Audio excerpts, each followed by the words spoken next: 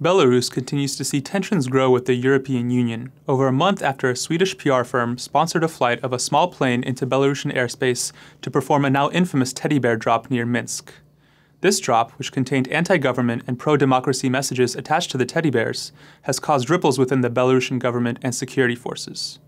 And while it is unlikely to lead to any significant opening by Belarusian President Alexander Lukashenko, it may be only the beginning of more creative tactics by those in opposition to Lukashenko.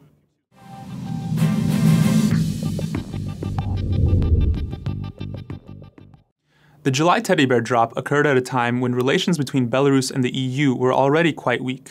The EU adopted sanctions against Lukashenko and several members of his regime following a disputed presidential election and ensuing security crackdown on protests at the end of 2010. In the meantime, European countries with strategic interests in Belarus, like Poland and Lithuania, have tried to increase their support of opposition movements against Lukashenko. However, this strategy has largely proven unsuccessful, as Lukashenko's crackdown on opposition groups has only increased, and no formidable leader has emerged from the opposition. Most notable figures have either been arrested or have fled across the border to Lithuania or Poland. As a consequence, Belarus has only further isolated itself from the Europeans, and this has forced the country to grow closer to Russia over the past year and a half.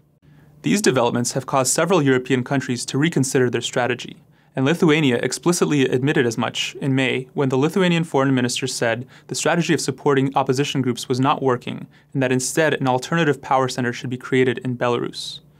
Poland, which unsuccessfully tried to use their EU presidency in the second half of 2011 to build closer ties to Belarus and other former Soviet states via its Eastern Partnership program, also has shared Lithuania's frustration over the lack of movement on the opposition front. Sweden, another country with interests in Belarus and the co-initiator of the Eastern Partnership along with Poland, seems to have adopted a new tactic of taking the fight against Lukashenko directly to the streets. The teddy drop, which was performed by a private Swedish PR firm but defended by the Swedish government, has increased public attention on the political situation in Belarus. It has also shown the extensive measures the government is willing to take in reaction to such a stunt. While such a publicity stunt would have been little more than a slight embarrassment in most other European countries, Belarus dismissed the Swedish ambassador over the event.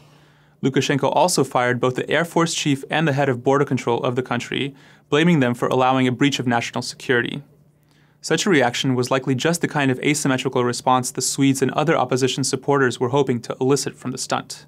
Still, moves like the teddy bear drop are unlikely to lead to the overthrow of Lukashenko or the ushering in of democracy to Belarus anytime soon. But it could serve as inspiration for other human rights groups using nonviolent tactics to increase their activity in Belarus and expand their tactics beyond the traditional mechanism of supporting formal opposition groups, which has had little impact on the country overall. At the very least, this could breathe new life into the anti-Lukashenko movement and create a new dynamic to the social and political situation in Belarus that the country has yet to have witnessed.